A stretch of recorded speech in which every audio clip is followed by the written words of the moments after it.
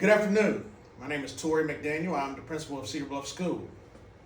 I'm going to give you an overview before our Cognia review in a couple of weeks to kind of give an overview of our school and what we think we want to celebrate and how we feel we want to fix some things. This is kind of an overview of our entire school. We are a pre-K through 12th grade school. So our football field, this is our building, our elementary kind of runs this way, and our high school runs this way. Our purpose is for an institutional overview. Our focus will be on growth, transparency, and impact. We have about 36 pre-K kids. We have 2 pre-K students, classrooms. We have 590 students K through 12. We have about 68 staff members. That includes 43 teachers, and it also includes about 24 staff members, and we have our SRO full-time. We are a Title I school, low poverty school. We have about 76% free and reduced lunch. Our school report cards for the last 3 years have been a 91, a 89, and a 91. We are in CSI status based off our special ed subgroup population. Here's just some of the instructional resources and tools that we use. Of course, we use proficiency scales. We use iReady. We just went to iReady this school year. We use Open Court, ALEX. Of course, we use the Alabama Course of Study. Our main purpose and our goal is to provide safe and creative school climate that results in high academic, athletic, and social achievement by practicing cohesiveness, pride, commitment, and community. We will pursue excellence. One award that I'm very proud of is we are a national beta club, and we received the National School of Merit Award in 2024-2025. Just some of our accomplishments over the years, and we'll talk about this a little bit further as we go along, but we have been able to reduce chronic absenteeism. That was a big push last school year. Our overall school report card has went up each of the last 3 years. We are now at a 91. What our focus is now is our subgroup population, and we'll talk a little bit more about how we're going to get there as I go on through these couple slides. Leadership trainings, and these are just trainings that our administrators do and our leadership team. ARI language, I go to about 4 or 5 of those each school year. I also go to OMI, Everyone Counts. I've attended 4 of those, and I also attended the OMI book study. I am also currently Letters for Administrators training. Every year I've taken a group to the A+ best practices. I try to focus on the middle school with that group. So for the last 2 years, we focused on our middle school. What we're calling our middle school is primarily our 7th and 8th grade right now. Teacher trainings, anywhere from our LRS trains weekly. Our math coach trains weekly. They do weekly PLCs. We do monthly reading PLCs. We have after school care that we have done for the last several years. That has about 110 kids in it in the summer, and during the course of the school year, we service anywhere from about 120 to 130 kids each year. All of our teachers will also have an opportunity to do PD in the summer, and we're also going to mega conference this summer to focus specifically on why we're a CSI school and how to get off the CI side of the list and things that we can do in our school to continue improving our academic achievement, not only for our general ed students, but for our subpopulation, our special ed students. Our why. We believe every student deserves high quality, grade level rigor. Special education students are general education students first. We have put a big focus on keeping our special ed students in Tier 1 and not pulling them. Strong Tier 1 instruction reduces intervention dependency, and vocabulary is the foundation to achievement. And I'll talk a little bit more about that as we go through the slides, but vocabulary is going to be a big focus not only this year, but even further going into the summer and next school year. It's going to be school-wide. it's going to be something we lead. So what's the problem? So our core problem would be we have high general education ACAP performance. Generally, they score anywhere from 68 to 70 on academic achievement, and they grow every year. So our achievement in our special ed group, although they might grow a little bit, there is a significant gap between the general education students' growth and our special education students' growth. So that is kind of why we're on TSI status. So what we are looking at is focusing a stronger need on Tier 1 alignment and rigor with our special education students while continuing to try to grow with our regular ed students. We do not want our general ed to slow down in their growth to try to catch up. We want to keep ramping up our special ed students in that same process. How are we going to do that? We need systematic vocabulary development. Look for's. Students explaining reasoning. So one of the things that I kind of focus on when I go in and do ATOT observations and Elliott observations is what are the students doing when asked to explain, to truly explain? Are they just giving one word answers and going on? Do they dig deeper? Are teachers asking them to dig deeper? So ATOT, I'm looking at what the teachers are doing. Of course, Elliott, I'm looking at what the students are doing. Text-based evidence, multi-step problem.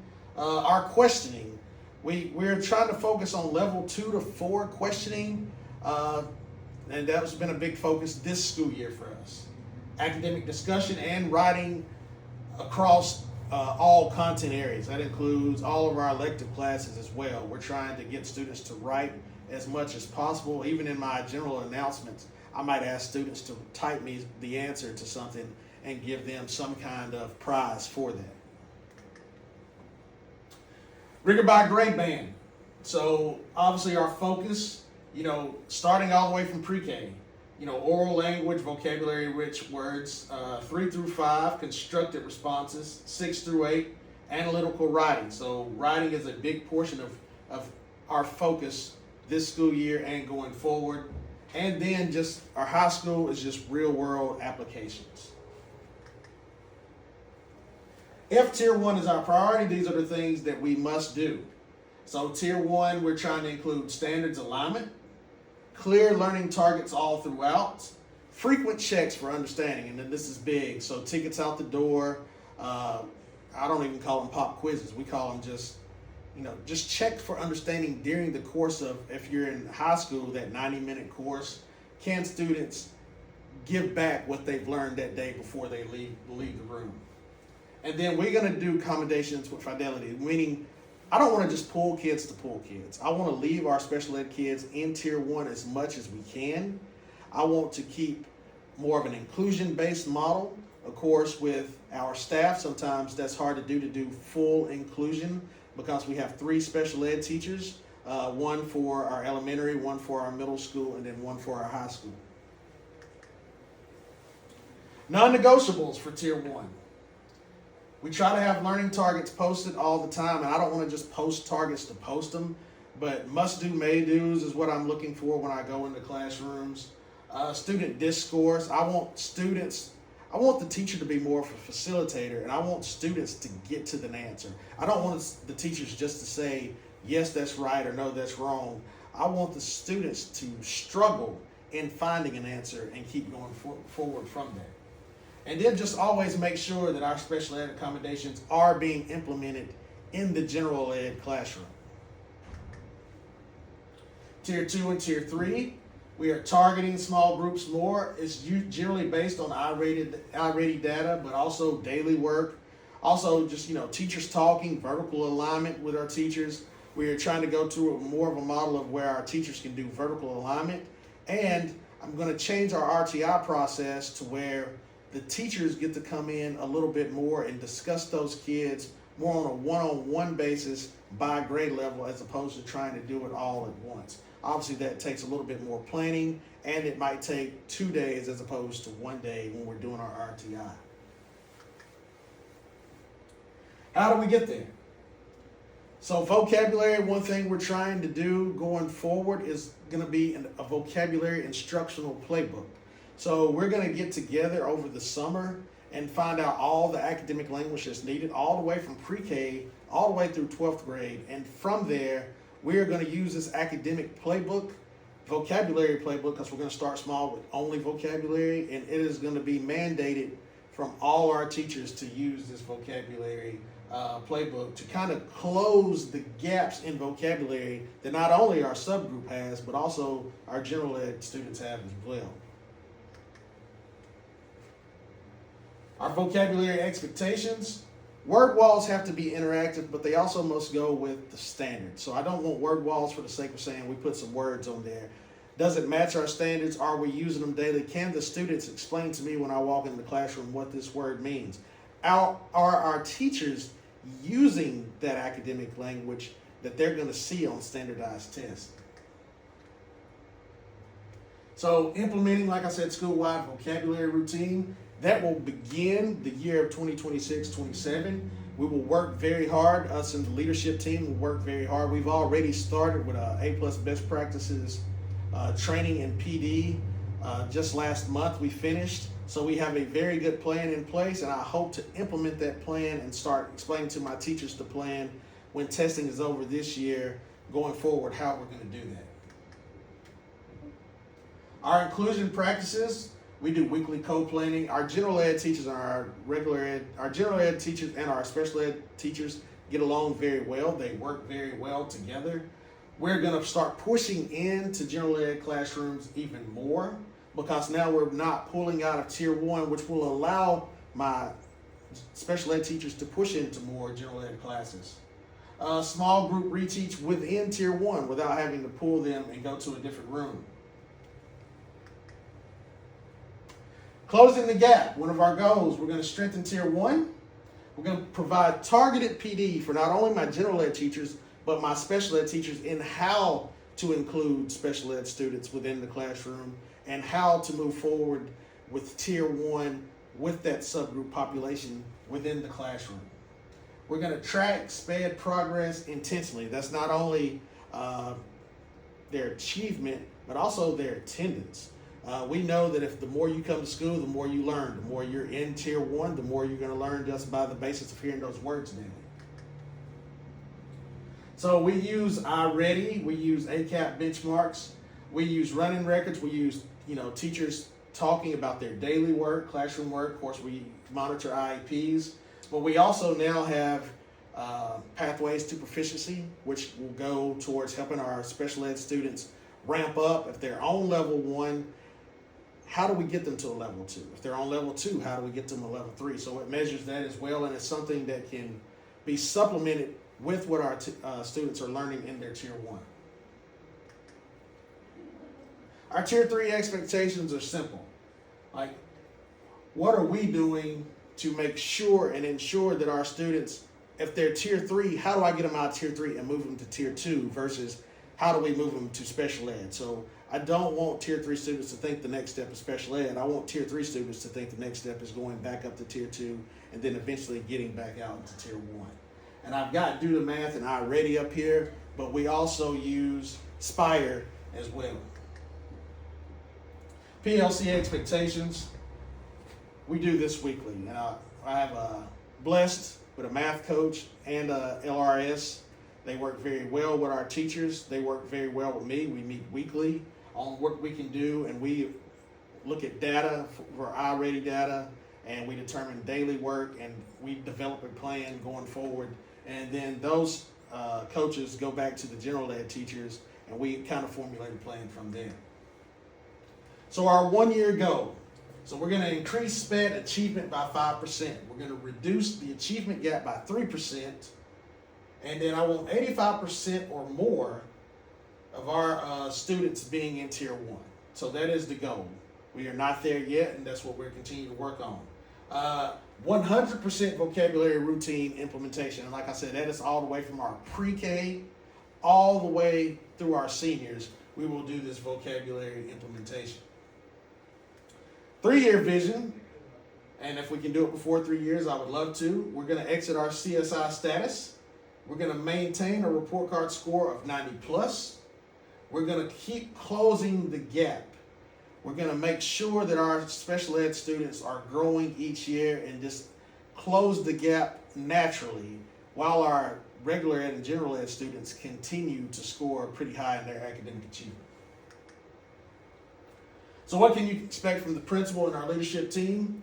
Frequent walkthroughs and feedback, coaching cycles, data transparency, and then just celebration of growth. I've learned that is a big thing, is celebrating growth, not only with your community, but with your teachers.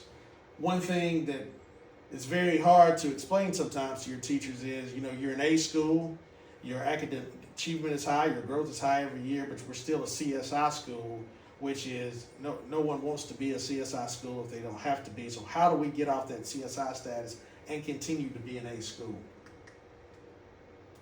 I'm going to go over something like, where are we now? So one of the big things is where we're at now. If you look, we're at a 91 from last school year, 2024, 2025. We were able to reduce chronic absenteeism by almost 7%, which is pretty good. We were able to maintain our graduation rate and our college and career readiness to 100. We are there as this year as well for our 2025-2026 school year. And we're just looking now for academic growth and academic achievement, which comes with our ACAP scores and our ACT scores. So we will continue to fight that good fight and continue to look at the data and see where we can keep improving.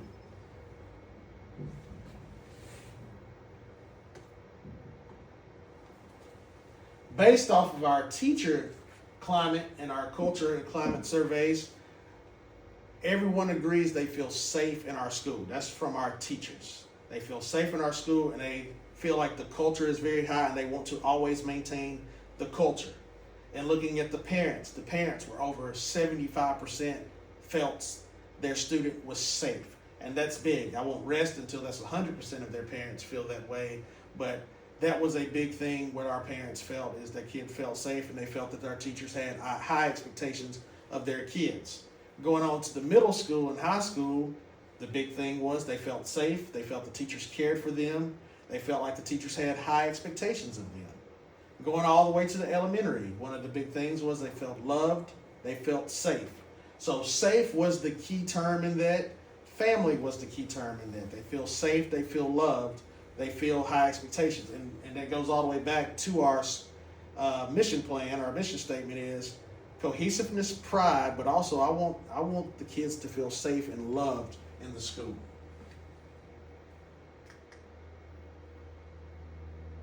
Of course, we're looking at iReady data. We've looked at our beginning of the year and our middle of the year data. We have seen growth in each of our classrooms. We have just recently taken the ACAP. Actually, we're taking the ACAP this week. So I hope that, and I've been able to observe a couple of rooms and be a test monitor. Our kids are very excited. Our teachers have prepared them, and they are very excited about the chance to show everyone what they are capable of doing. A couple of surveys that we did last year, and I felt like it was prudent to continue to discuss this. Students generally accept responsibilities for their schooling, for example, by being mentally engaged in the classroom. So one of those things where only 45% strongly agreed, actually only 7.5 strongly agreed, and 45% agreed. I want to get that to at least 80% of our students agree with that statement. So that is one thing we've been working on this year, increasing student engagement. Ways that we've increased in student engagement: student collaboration. We kind of make learning fun. We do a lot of labs. We do a lot of things. We've got a greenhouse. We started a greenhouse classroom. We incorporate a hook at the start of each class. We get students to kind of lead and kind of facilitate their own learning. School choice. What are you doing? Like, I'm not just going to tell you we're going to do this one thing and not going to give you a choice. What are you interested in? And then how do I relate that to the standard? And then just getting students to school. So being able to close that attendance gap has been huge for us, because now students are in school and they see learning can be fun. These are just some of the things we do, rewarding students to have perfect attendance each month. We also provide students who struggle academically with outside opportunities and growth. We bring in a reading dog. It's called Reading with Jack, and they come in and the students read, and that is something that we use with not only our Tier 3 students, but with our special ed students, and our students really enjoy doing that. Our goal too is to increase teacher and parent collaboration. So I wanted our parents to be able to trust professional judgment. So if you see that 32.5% agreed, and then 10% agreed strongly. So that's 42%. I felt that was way too low. I wanted that to be higher, so that was one of the main focuses that we have focused on this year, was increasing teacher-parent collaboration. And then I wanted teachers and parents to have common expectations for their student performances. I just don't want teachers to have high expectations of the students. I need the parents to have high expectations of their students, and I need us to be on the same page with how we're going to address that. Teachers are going to call parents more. We have Class Dojo and things that we do to communicate with teachers. We have math fun night. We have reading fun night. We have several things to where we invite parents out. Sometimes we just invite them to athletic events because they always come, and even in those athletic events, we try to then tell them about what's going on academically in the schoolhouse. We also have a school webpage that we update. We have the family matrix that we put several things. We have over 2,500, maybe even 3,000 followers on our school Facebook page now. We have PTO opportunities, and we celebrate achievements every chance that we get. So increasing instructional rigor was our next goal. So incorporating technology for accessible learning. Like I said, we purchased Pathways to Proficiency this year. Our teachers have really enjoyed that, so we are going to go forward with that next year with some funds and continue with the Pathways to Proficiency as a supplement to what the teachers are teaching daily. Ensuring that students are actively engaged at all times. I don't want any student left by the wayside, and our teachers do a real good job with that. What makes Cedar Bluff special? This is what I believe you're going to see when you come in our building. It's the people, it's the students, it's the teachers. That's what really makes us special. So we try to honor that and award that and reward that daily. We do Tiger of the Month for all of our students. We have PBIS that we do for all of our students. We do Kona Ice. One thing that we're very proud of, we are consistently score the highest in all testing, standardized testing in the county, and we're also pretty high in the state as well. So a few years ago, we were the highest pre-ACT score. We've been the highest ACT score. Consistently, our ACAP scores, achievement and growth, are the highest in the county and some of the highest in the actual state.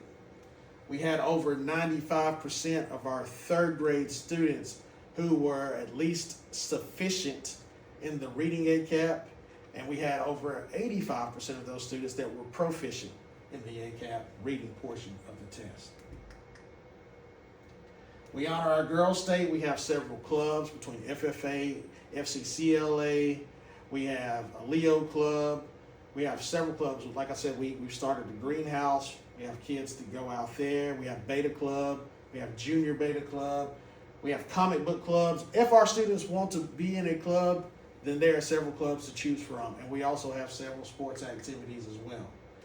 We do fun things, and we honor our students that do well.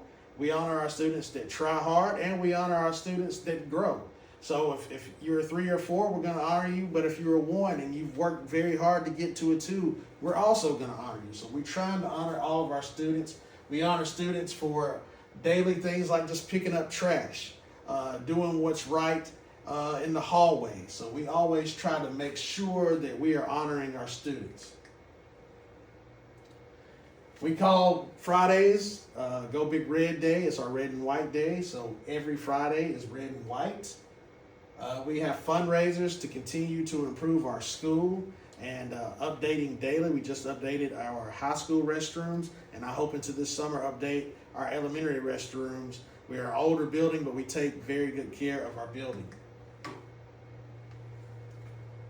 These are just other things. We have Red Ribbon Week. We do other things, book fairs. We bring in the community for book fairs. We have Grandparent Day. I hope to show a lot of this when we're getting able to start loading our standards and our evidence, you'll see a lot more of this. We have 4-H projects. We're about to go to a huge 4-H county roundup.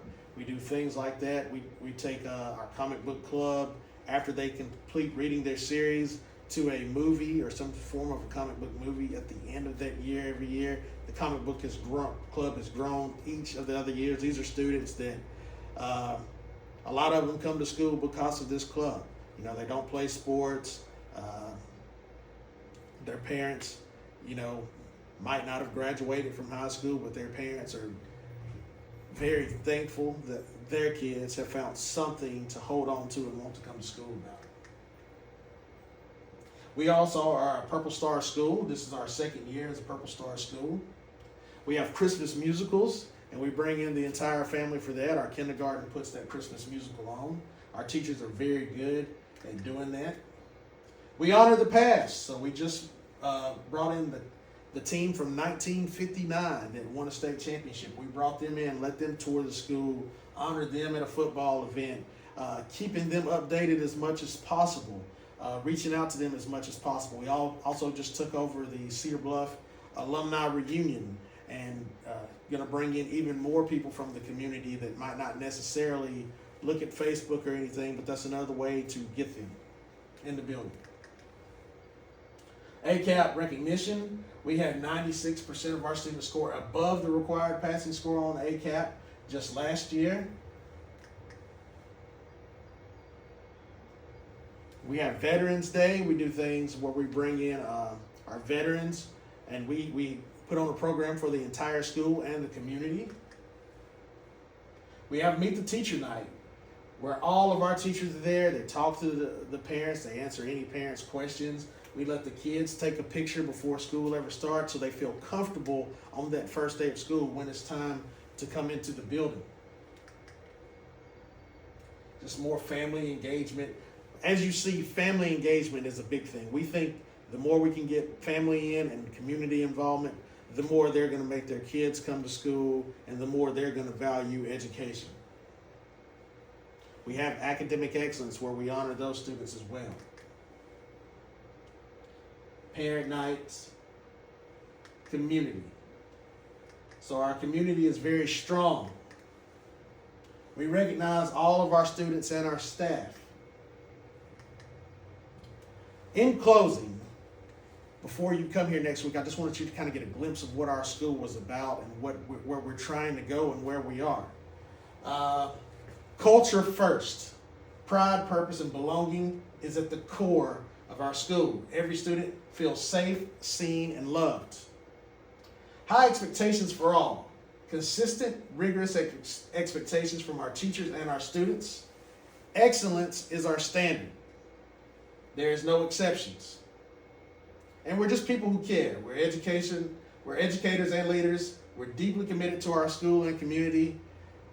I'm a leader that always tries to listen to what my staff is saying while also understanding that we also have criteria that we have to do, and I want to implement the two so we're all feeling seen and heard, and we're also willing to try different things that's outside of the box that maybe we hadn't done ever, or it's hard to go from a very good school to a great school to a rock star school. To do that, you have to tweak the little things that you do that's good and working. How do you make that great and working? So our vision is to become a rock star school for the entire state. So we're focused, we're driven, and we're ready to rise, and we're looking very forward to next week or the next couple of weeks when you come into our building.